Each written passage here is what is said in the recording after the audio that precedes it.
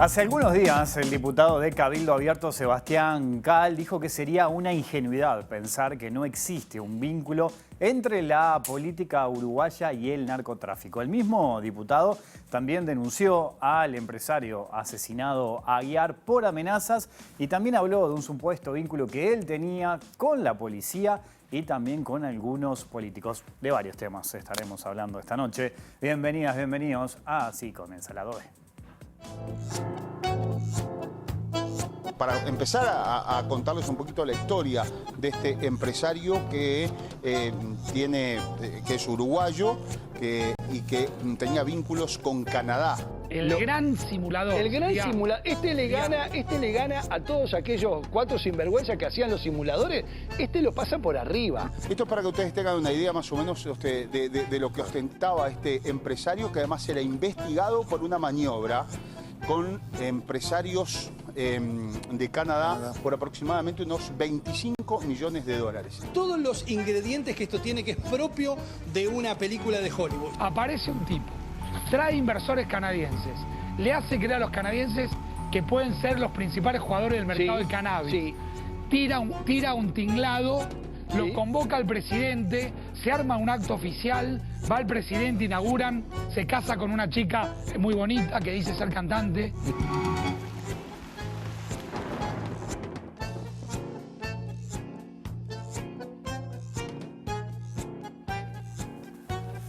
Bueno, para hablar de este tema, para hablar de un montón de temas, tengo un panel de lujo hoy también aquí en Lado B, en vivo en la pantalla de TV Ciudad. En primera instancia saludo a Antonio Ladra, que este año, ustedes saben, nos está acompañando. ¿Cómo andás, Antonio? Muy bien, ¿y tú cómo estás? ¿Todo bien? Bien, bien. Bueno, y podemos decir que dos amigos de la casa también, a quien recurrimos permanentemente para conversar. En primera instancia saludo al doctor en Ciencias Sociales, investigador docente, Gabriel Teneman. ¿Cómo andas, Gabriel? Un gusto, Wilmar. Un gusto tenerte por acá también. Bueno, y tenés a tu izquierda al señor Eduardo Preve. ¿Qué dice, Preve? ¿Cómo anda? ¿Qué tal? Muy Te veía bien. ahí con el teléfono.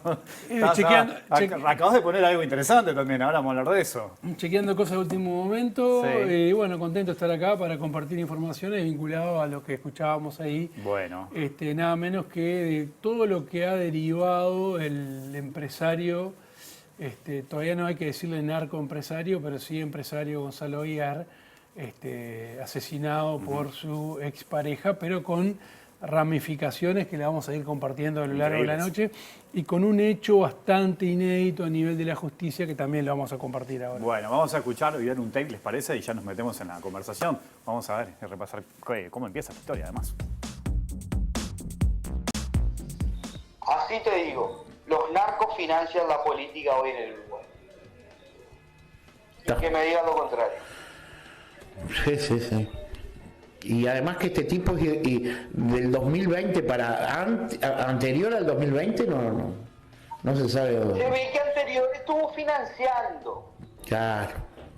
Y a mí me llega de que muy cercano al herrerismo, que le puso plata a Penades, más que nada muy cercano a todo el herrerismo. Los principales socios de este hombre, a la derecha del presidente, ¿no? Los principales socios de él, quienes le hacían todas las gestiones y lo hacían entrar como Pancho por su casa a Torre Ejecutiva, a este fulano, uno de ellos es cuñado del actual presidente de la Cámara de Representantes. ¿Quién es el presidente ahora? ¿Quién? Andújar. Andújar, mirá. Mirá. Y este personaje iba a la Torre Ejecutiva. Qué bárbaro. Ha ido cada uno. Este personaje. Ha ido cada uno a la Torre Ejecutiva. De Luisito. Pero era amigo nomás. Porque. Bueno, él decía que sí, pero con la guita que les deben haber puesto para la campaña, Sí. yo cumplí en avisarle a las máximas autoridades. Sí. Y no. Hoy no te queda otra que pensar que son parte.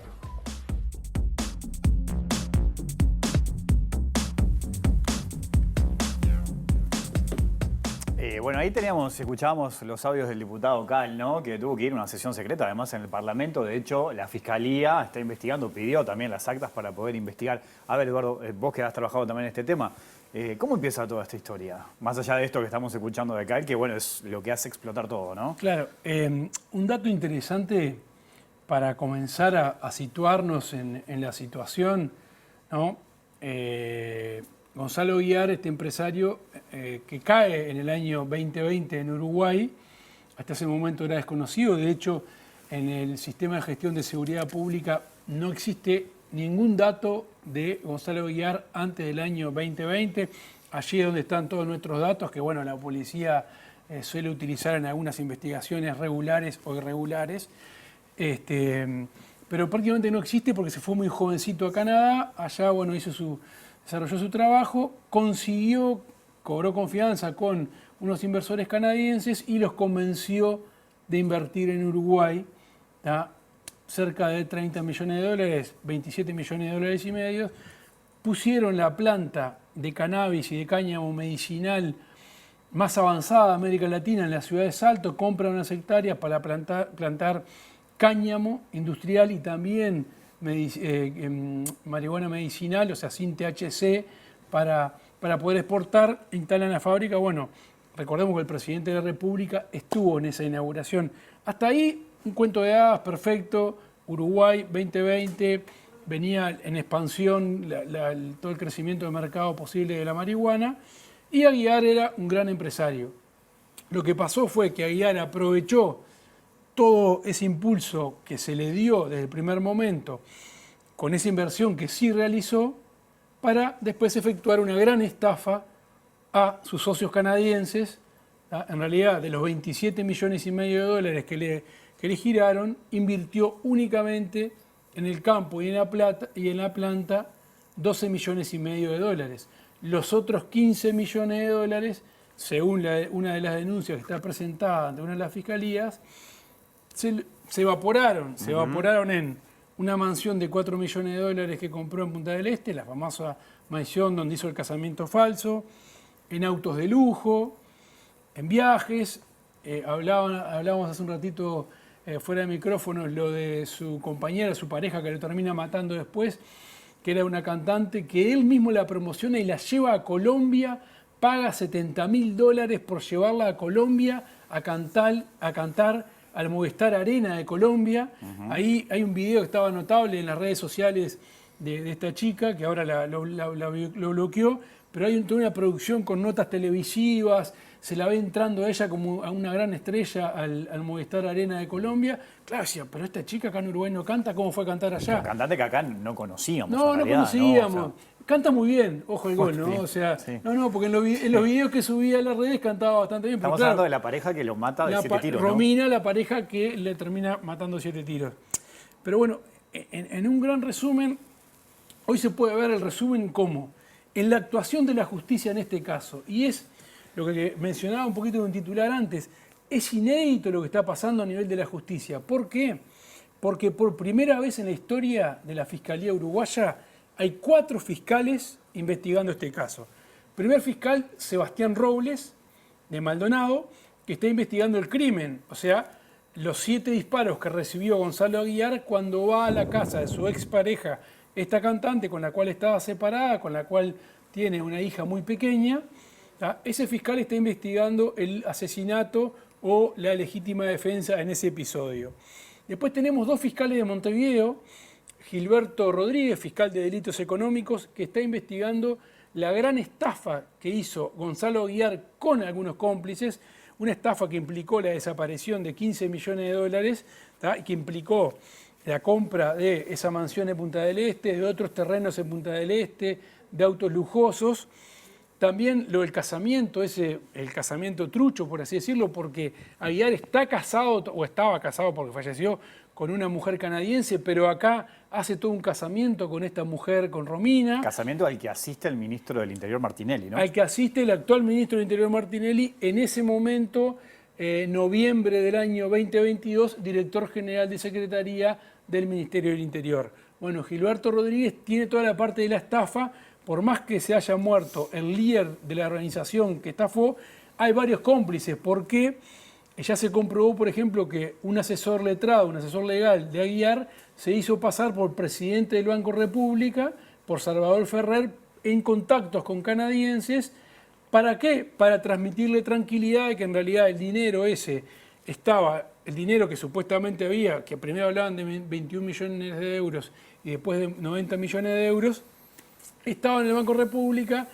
Ese abogado, que está citado a declarar por Gilberto Rodríguez, se hizo pasar por el presidente del Banco República en diálogos con un gerente de un banco de Canadá y con los socios inversores canadienses.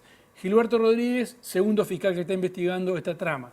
Tercer fiscal que está investigando esta trama de Gonzalo Aguiar, ¿no? Para ver la dimensión, es Enrique Rodríguez, el fiscal de lavado de activos, una fiscalía nueva.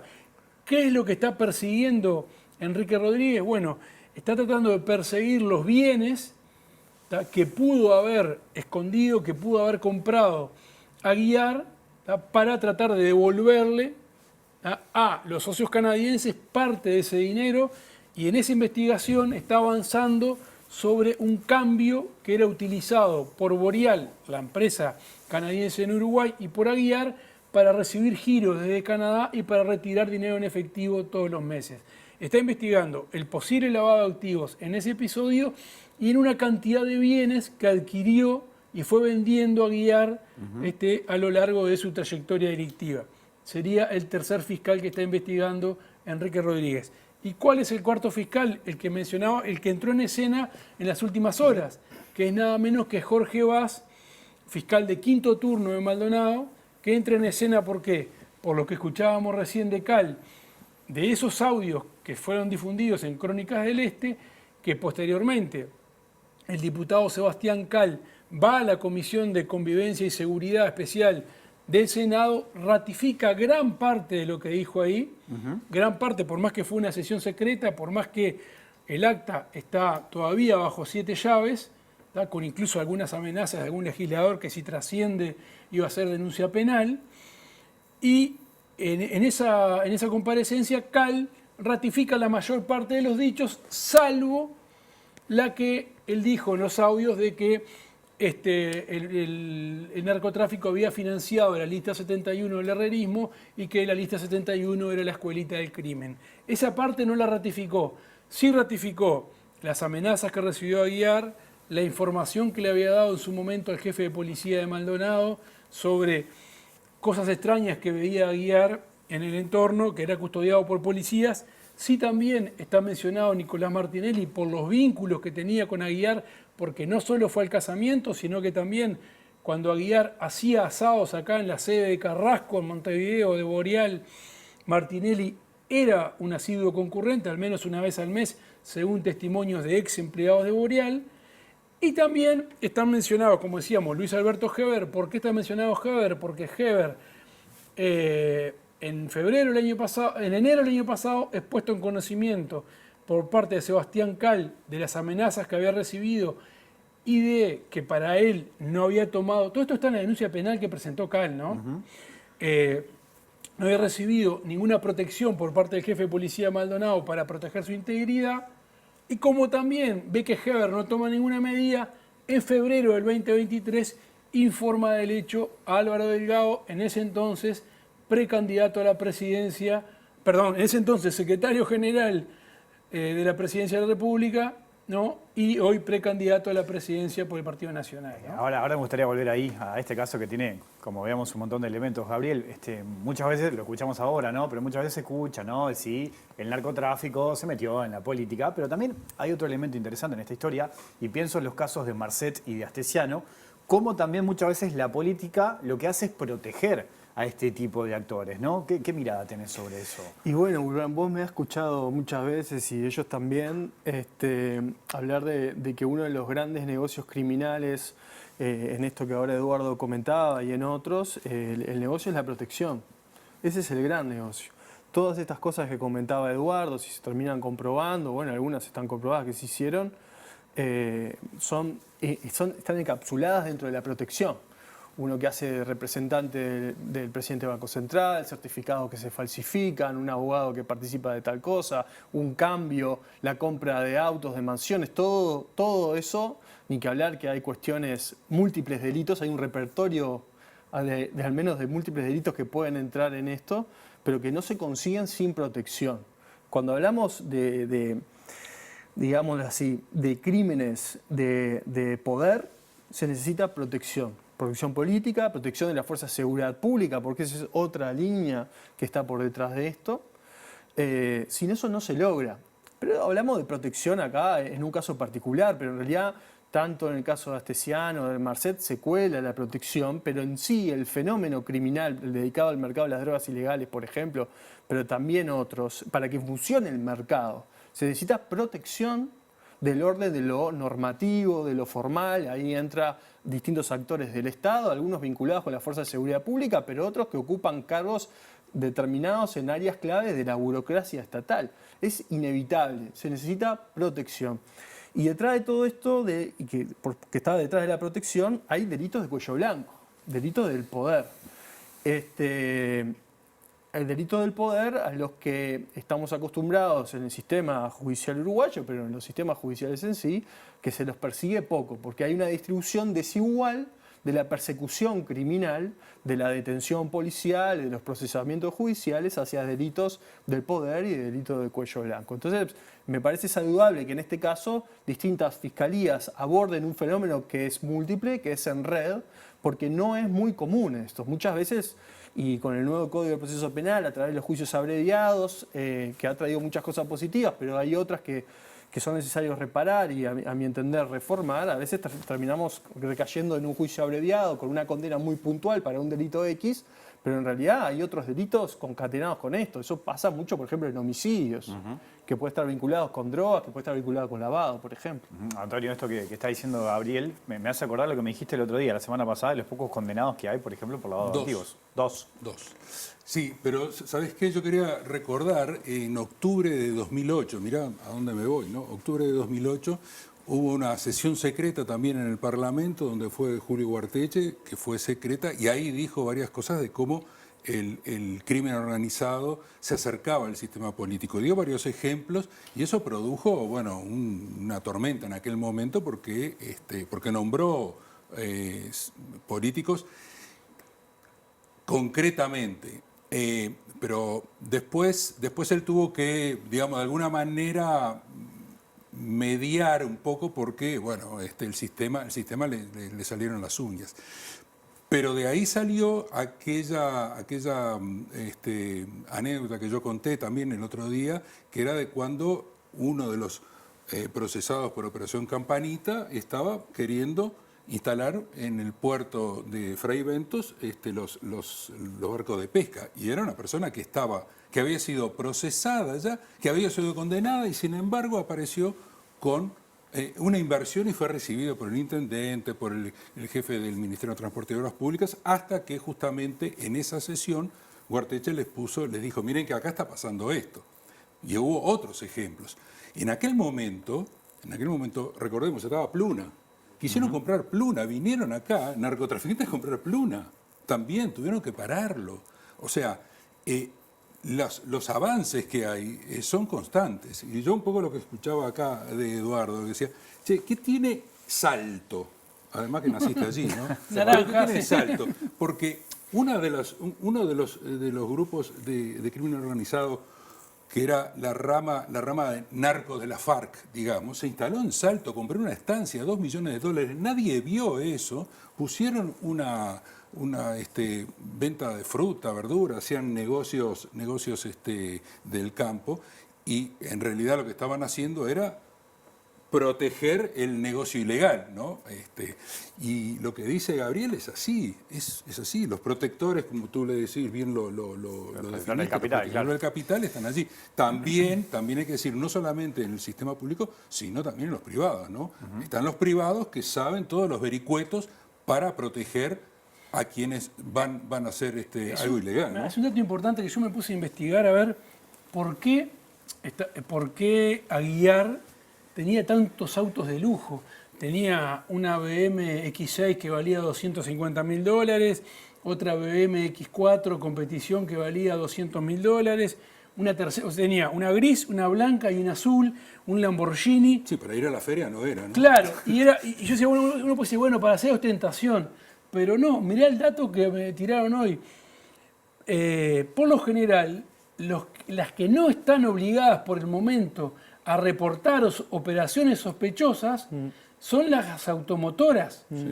Y claro, si vos te compras 3 autos de $250.000, vas con el cash, $250.000, son $750.000 que puedes ingresar en el mercado. Menos por el umbral que cambió con la LUC, pero ponerle $100.000 te compras un Audi Q5, que es la camioneta que manejaba Heber, que era del Betito, y puedes pagarlo en efectivo. Claro, en la automotora directamente, y no hay sujeto de debida diligencia, ni tiene que hacer ningún reporte de operación sospechosa. Recordemos que con la LUC eso se elevó a los $100.000, ¿no? Por eso ahora están 150.000. Claro, pero por eso me llamaba la atención. ¿Por eso se ajusta? Es 1 millón de unidades indexadas. Estaba en 4.000 unidades indexadas, tras la LUC pasó a 1 millón de unidades indexadas. Es una locura. Es una locura. Es una locura. Bueno, pues eso que dice Garel, esas transacciones se pueden hacer sin ningún tipo de control. O sea, y compras los autos que mencionaba Gordo para el tamaño digamos, de quienes lavan dinero en el Uruguay, al menos los dedicados al tráfico de las drogas ilegales, $150.000 es muchísimo dinero. Porque no estamos hablando de grandes organizaciones, a veces son semi-organizaciones, ¿no? Acá engancho también con algo que hemos hablado y lo he hablado contigo también, Gabriel. El hecho de que el mercado negro, ¿no? El narcotráfico, lo que necesita es legitimar el dinero, ¿no? Y a partir de ahí se le abren como distintas posibilidades para poder hacerlo. De hecho, está bueno recordar que Marcet empezó en Paraguay también vendiendo autos de alta gama. Sí, tenía una automotora. Pero vos dijiste de esos autos, de ese BMW, que hay uno que lo tiene un legislador. Sí, hay uno que lo compró, un legislador. Exacto. Un legislador que es vinculado al herrerismo, que fue senador, el senador hoy diputado Rodrigo Blas, en el momento que él compra uno de los autos BMW de Marcet, que estaba evaluado en $200.000, incluso uno pone el modelo del auto en Mercado Libre, ¿no? O sea, a mí me llamó la atención que existieran a la venta algunos de esos modelos en Mercado Libre, ¿no? Por lo general uno va a buscar un Volkswagen, un Chevrolet usado, pero había algún BM de estos que estaban de $193.000 a $200.000. Pero Blas lo pagó en la misma automotora que lo entregó, la misma automotora que lo entregaba y sacaba, ¿no? Porque así entregaba y sacaba autos a guiar, lo pagó $135.000, ¿no? Porque hoy se defendió, cuando nosotros dimos la información, de que ese auto estaba tasado en el mercado en $200.000, pero no tasado por Eduardo Preve, tasado por el mercado, por gente de la propia BMW que me dijo, ese auto vale entre $193 y $210.000. Rodrigo Blas, que en su actividad inmobiliaria en Punta del Este fue multado por $2 millones en el año 2018. Por la impositiva, por evasión. Por la DGI, por evasión. Incluso que no pudo el fiscal Pacheco pedir su imputación por una cuestión técnica legal, ¿no? Pero bueno, es como en este caso, porque claro, yo decía, ¿por qué en un Lamborghini, más allá de la ostentación que puedan querer hacer, por qué un Lamborghini? Porque aparte uno miraba las imágenes en las redes sociales y no se cuidaban y subían la foto con el último BM M6 que sale en fortuna y era todo así. Y entonces, sí, claro, ahí siguiendo un poco la pista, es que también te empezás a enterar de que esos negocios conexos es más fácil de ingresar capitales. Bueno, en este caso era lo que él estaba sacando a los canadienses, lo podía ingresar al sistema formal de esa manera, ¿no? En esto del lavado de dinero, el sector inmobiliario se presta, ¿no?, para esto, obviamente. El boom inmobiliario que hay acá en Uruguay, en Montevideo, hemos visto un montón de construcciones, muchos apartamentos vacíos. Hoy, Gabriel, recién hablabas de reportes de operaciones sospechosas. Ese sector prácticamente que no tiene y llama un poco la atención eso, ¿no? Ridículo. Con el boom de la construcción en los últimos 15 años son ridículos los reportes de operaciones sospechosas. Igualmente, a ver, los reportes de operaciones sospechosas en sí tienen muchas dificultades, ¿no? Porque quien lava no reporta y cuando uno va a lavar va a buscar a alguien que sabe que le va a lavar, ¿no? Entonces, por muchos motivos no funcionan en sí, son muy escasos los reportes de operaciones sospechadas que tienen éxito en sentido que van a la justicia y después se transforma en un caso para investigar. Pero hay otro elemento que me parece muy sustantivo a tocar, siguiendo en esto de que, bueno, la política, digamos, está de alguna manera relacionada con todo esto de distintas maneras. Algo que de este caso que es muy común con el de Astesiano, aunque son distintos, es el lobby político. El lobby, sí. Y acá no se regula el lobby político, no se reconoce el lobby político. ¿Quiénes son capaces de hacer lobby? O sea, no, estamos hablando de un nivel de poder para poder llegar a hacer lobby, hacer presión a nivel político, que los políticos o que determinados políticos se interesen en las inversiones que vos podés llegar a traer, ¿no? En los dos casos está todo vinculado con esto. Hay representantes, ¿no?, de supuestos empresarios que se meten con la política para que después los políticos los ayuden a yo qué sé, vender su producción en Colombia o a traer dinero de Canadá o a lograr que impulse el sector productivo en el que uno está. Todo eso está muy presente y es un terreno muy gris, porque uno no sabe en todo ese terreno, no estoy diciendo que sea este caso, pero uno no sabe si no hay dádivas, ¿no? Si no hay sobornos, si no hay esto, no hay lo otro. En este caso hay un dato que no es menor, que si bien Martinelli iba una vez por mes, o más o menos con alguna cierta frecuencia, a la sede de Boreal en Carrasco, comer asados,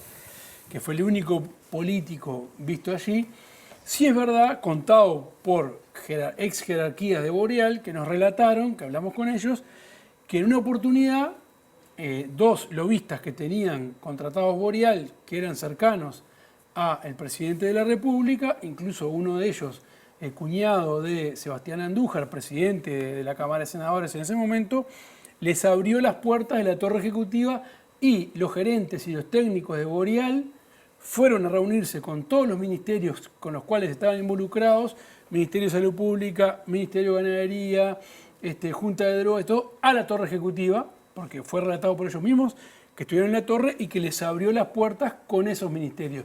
Parte de ese lobby, decía, bueno, no está regulado, puede ser no ser ilegal, pero deja ahí también una esfera bastante gris mientras no esté regulado. De hecho, en la presentación, que eso está en la denuncia que hace CAL, la fiscalía que está investigando Jorge Vaz, y lo relató también en la sesión secreta del Senado de la semana pasada, CAL conoce a Aguiar, a la inversión canadiense y a los dos lobistas uruguayos en una reunión en Roma,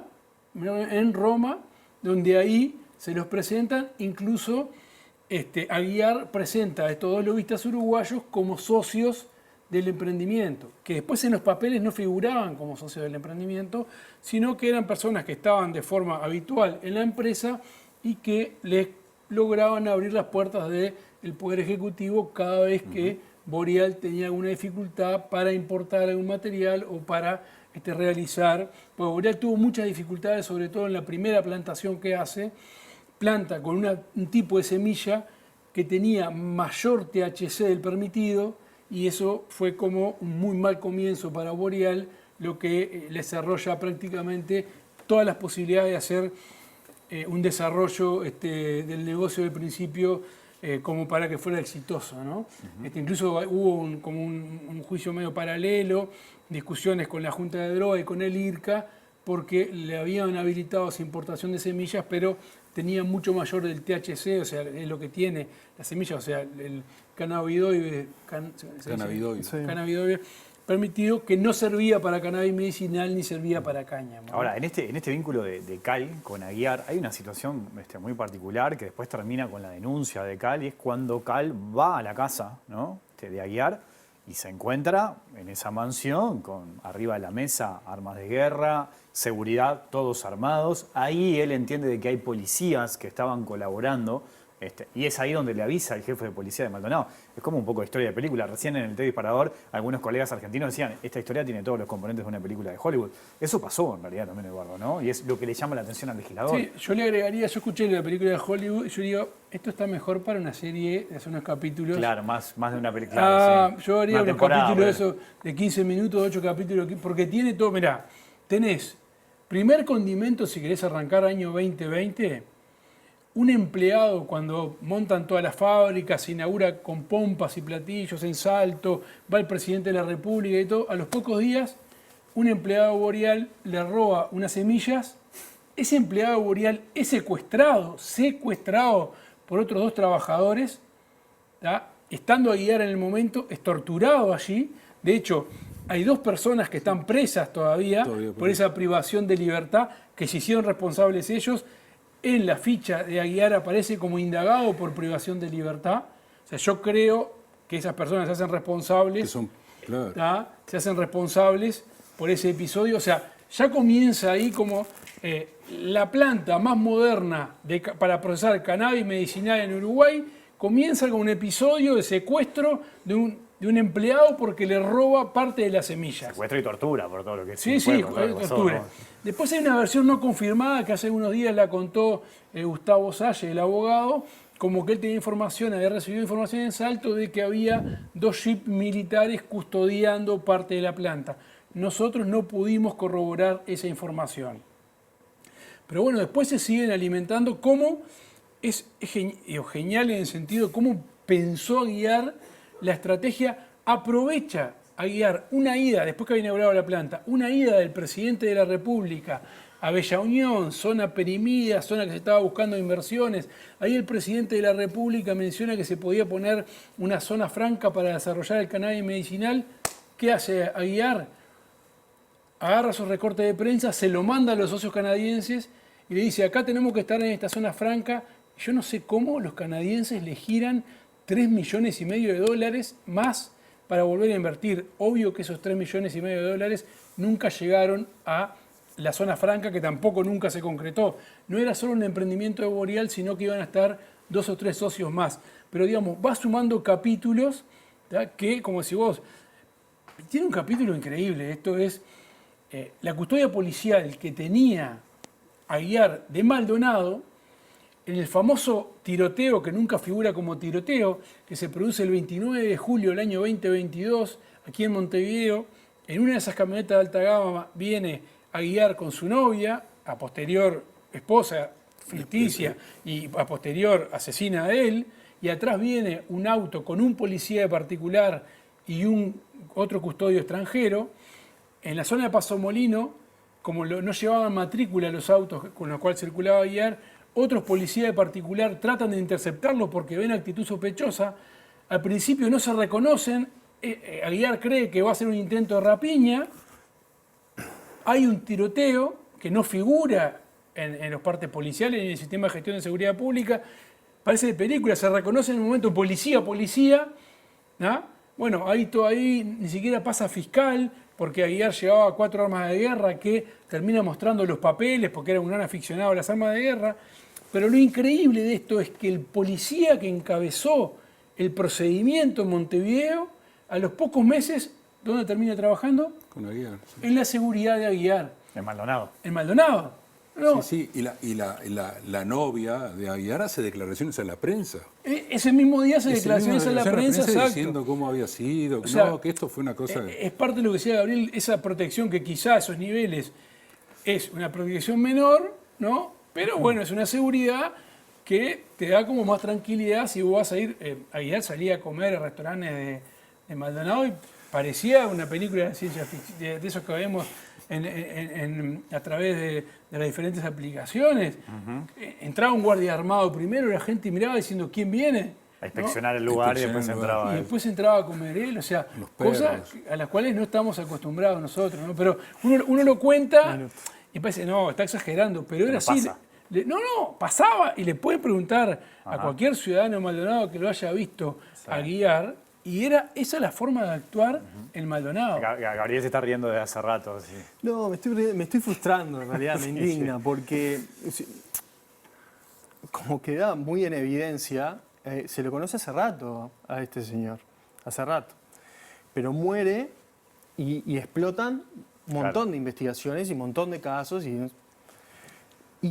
qué pasó antes? Claro. Pero él, ¿qué pasa si no moría? ¿Qué pasaba? Claro. Pero es un ejemplo de muchas veces lo que sucede en nuestro país y en otros lados, no es solo el caso de Uruguay. O sea, cómo vamos siempre muy atrás de todo y cuando se transforma en algo realmente que ya hay que hacer algo al respecto, se hace algo y a veces no todo, pero se hace algo muchas veces para llenar el ojo. Pero si él no moría, ¿en qué estábamos? Y ya era muy conocido, por lo que cuenta Eduardo, y también antes había otras cosas que ya se rumoreaba. Digo, si a mí me llegan rumores, la gente, hay rumores sobre él, ¿no? Sí, claro, a mí me da pie lo que dice Gabriel, ¿qué es lo que pasa a nivel político con esto? Porque esto es muy grave lo que está pasando. Ahora, yo no veo el sistema político realmente, honestamente lo digo, yo no lo veo alarmado por esto. Debería estarlo, ¿no? Debería estarlo. Deberían estar... Creo que están llamando al ministro. Va el 23 de abril. El 23 de abril va a comisión, bueno, todo eso. Pero es una situación increíble esto que está ocurriendo. Ahora, ¿todo va a quedar como el caso Astesiano, en definitiva? Como el caso, ya nos olvidamos del caso Marcet. No hablamos del caso Marcet. Digo, no existe. Marcet todavía no sabemos dónde está, ¿no? No sabemos dónde está, no sabemos si está operando, no está operando, nada. Ya se olvidó de todo, ¿no? O sea, estamos embarcados en una campaña electoral ahora. Bueno, fenómeno. Ahora, el sistema político, esto, ¿cómo lo va a asumir? ¿Cómo va a entrarle a esto? ¿Qué es lo que va a decir? ¿Se va a sanear el sistema político a partir de esto o no? Porque esa es la gran pregunta también. Todos somos contestes en saber que si no está el crimen organizado dentro del sistema político, está golpeando la puerta, lo que fuera, ¿no? Todos te dicen, no, acá no ha llegado. Recuerdo en aquella interpelación a Gebre, a Bustillo, que todos se golpearon el pecho diciendo, no, bueno, está. Pero Uruguay es una excepción. Fue lo mismo que acá no hay pandemia, acá no es esto, bueno, todo esto. Ahora, ¿qué es lo que estamos haciendo para eso? Está muy linda la charla, pero tengo que hacer una pausa. Vamos. Pero, ¿la seguimos? ¿Hacemos la pausa y la seguimos? Sí. Porque te quedó ahí algo. Los tres tienen cosas para decir. Pausa, ya sí, la voy aquí en la pantalla de TV Ciudad.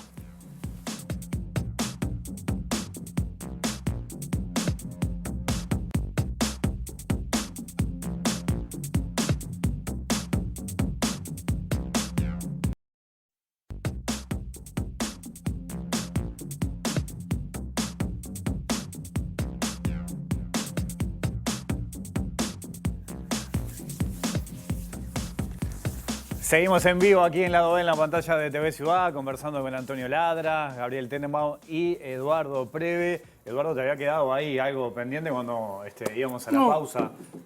Dos cuestiones. A ver. La primera es que hoy la Fiscalía pidió la sesión secreta del Parlamento con la comparecencia de Cal, el fiscal Jorge Vaz. Ahora hay toda una discusión porque para autorizar que esa sesión secreta sea enviada a la Fiscalía tiene que pasar por un plenario, o sea, tiene que levantarse el secreto, por lo tanto se haría público eso, eso. Todo lo que dijo Cal en la comisión se haría público, el Partido Nacional no quiere que se haga público. O la otra es esperar a que vaya Martinelli el 23 de octubre y ahí sí remitirle la versión taquigráfica secreta del diputado Cal y la versión taquigráfica del ministro del Interior Martinelli, que va a ir el 23 de abril. Pero Martinelli no va a ir en sesión secreta, no va a ir. No, va a la Comisión de Seguridad y Convivencia y de hecho va también... a la misma comisión. Va por ese tema y va por el tema Taroco también. Va por el tema Taroco también. Sí, el caso Penades. Exacto. Toda la movida de Taroco, de todo lo que hacía. Un dato... Bueno, se puede definir que sea secreta en el momento. Se puede votar. Se define, o sea, que claro, no se sabe. Claro. Fue lo que pasó con Cal. Sí. No, yo voy a contar una cosa que quizá periodísticamente no hable muy bien de mí. Cuando vos decías por qué todo salta ahora de lo de Aguiar. Yo hace un año que estaba investigando a Aguiar. Tenía información de que el ministro Martinelli había ido al casamiento, tenía las fotos.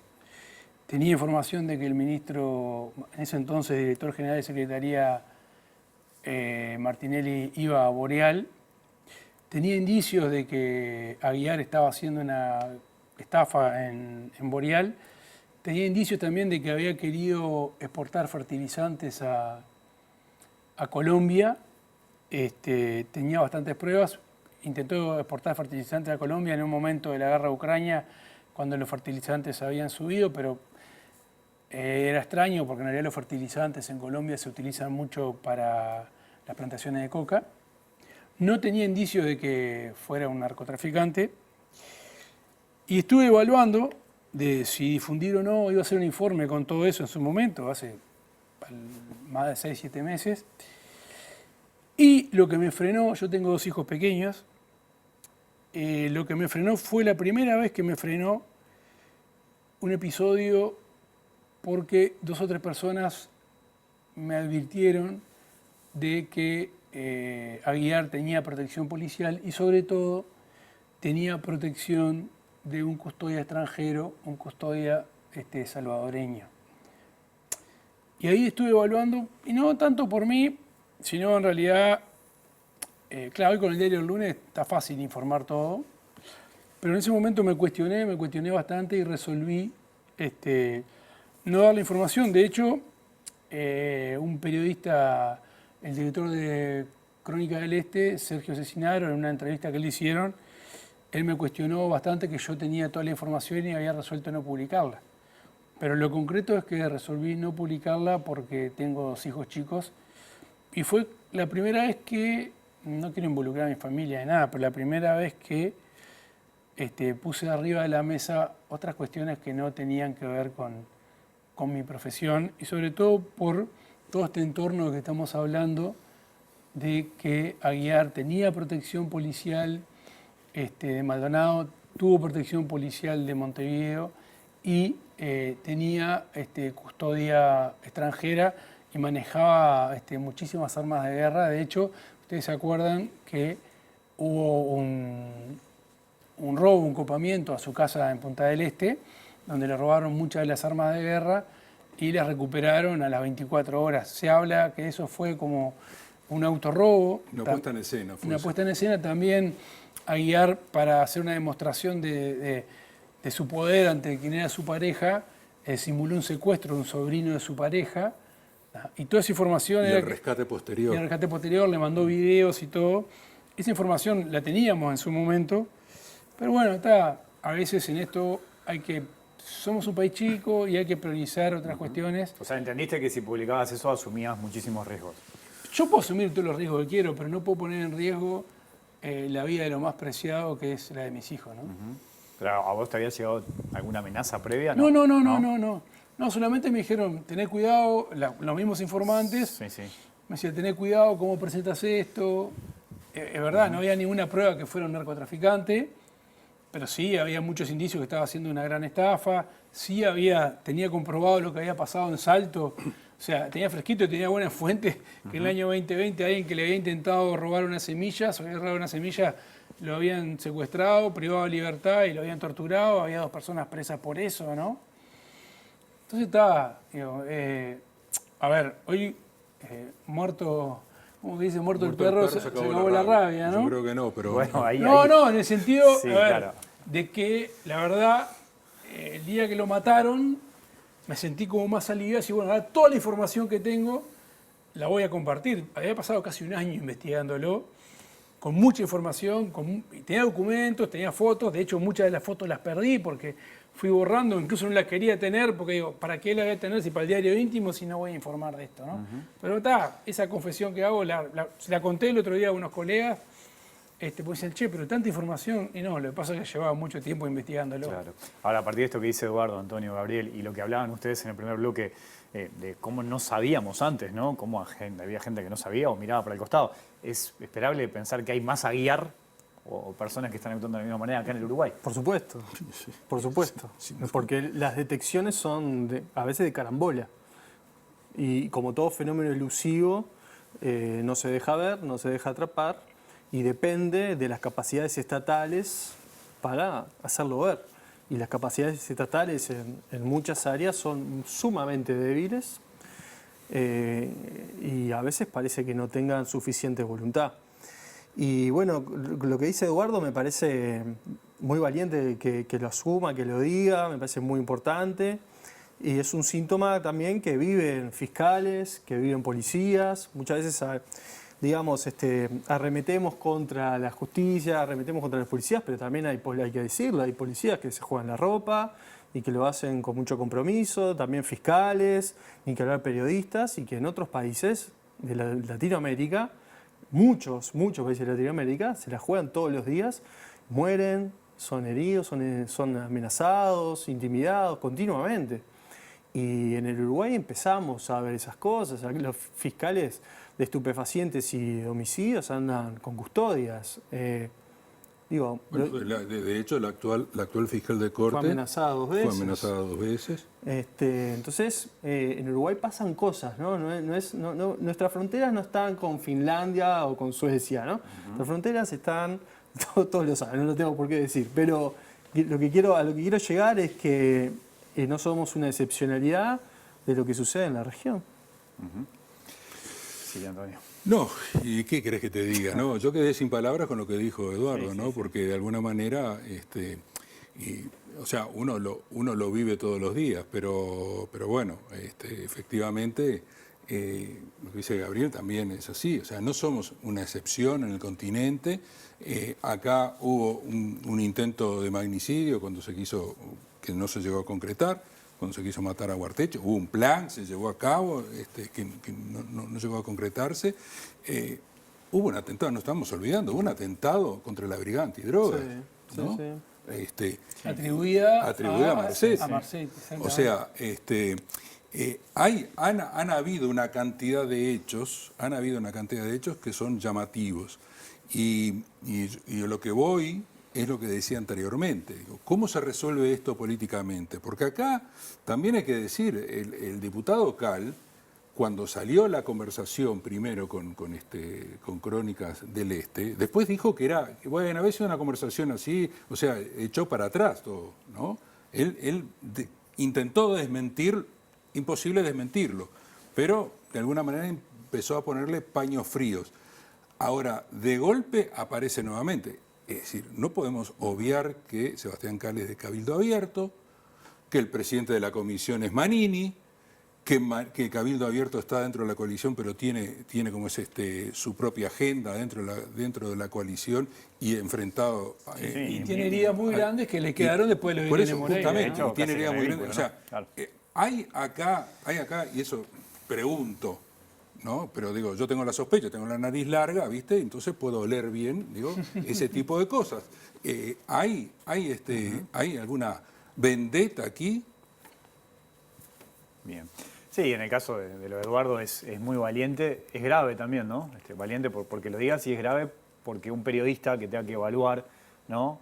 La seguridad, lo que pasa en su entorno, en su familia, para publicar algo, eso es un atentado a la democracia también, ¿no? Y a la libertad de expresión, y que no lo publique porque diga, bueno, tengo que priorizar esto, que esté pasando bien en Uruguay, también eso es una señal tristísima, ¿no? Sí, ¿sabes qué?